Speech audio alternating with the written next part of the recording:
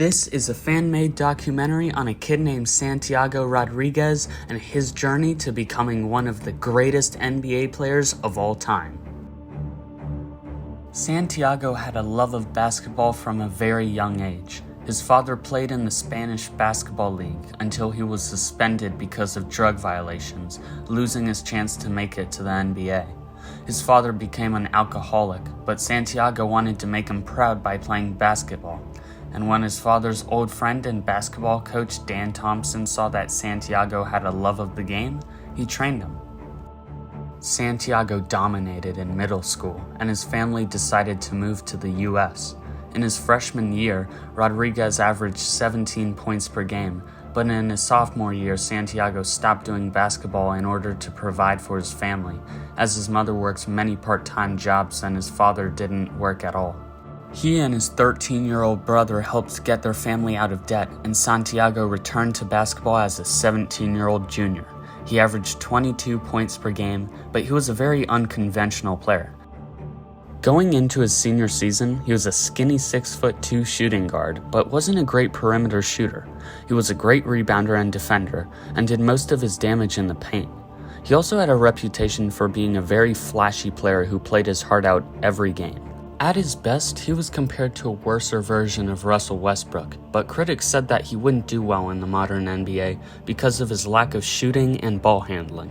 Santiago got injured early into his senior year and came back with 16 games left in the season.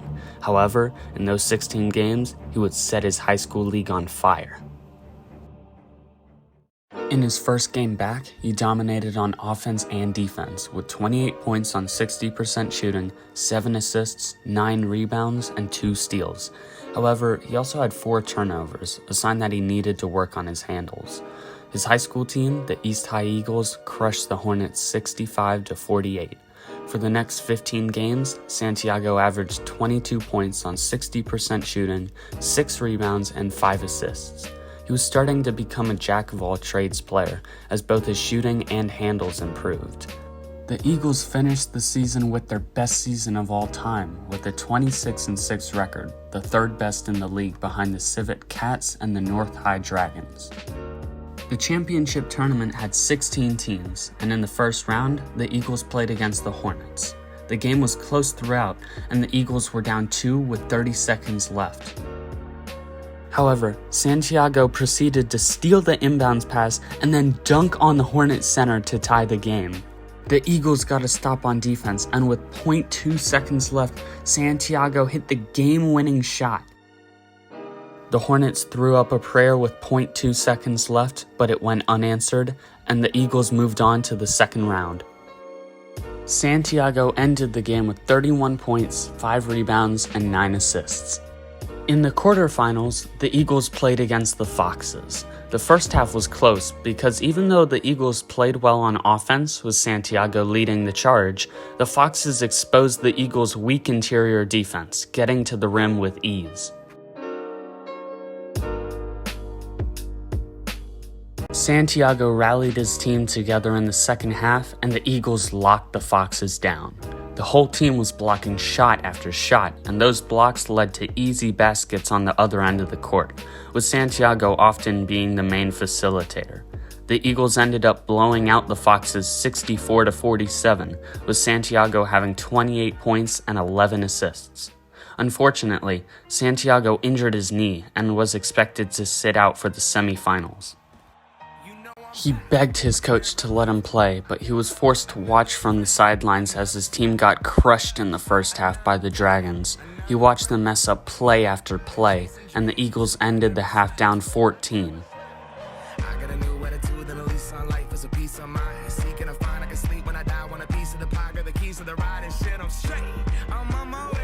Back in the locker room, Santiago thought about whether or not he should try going back into the game.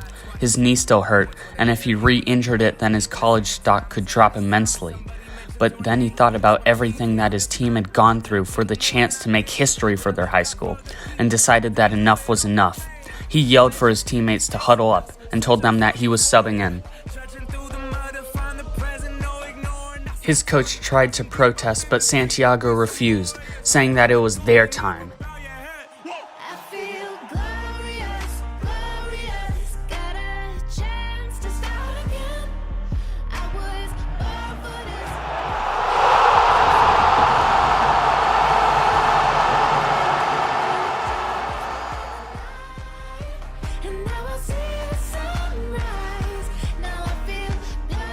He led his team into the second half full of heart and passion, ready to crush the Dragons. And crush them they did, as the Eagles caught the Dragons off guard and Santiago got to the rim with ease. The Eagles went on a 7-0 run, with Santiago leading the way despite the fact that his knee was obviously bothering him. They cut the Dragons' lead to 7 at the end of the third, but Santiago wasn't done yet. He alone scored 10 points in the fourth quarter, and the Eagles had a 2-point lead with 40 seconds left. Santiago drove to the basket and got fouled. He stepped up to the line, and with a chance to ice the game, he made both free throws. The Eagles won by 7, and Santiago had 17 points in the second half, putting the team on his back to win it.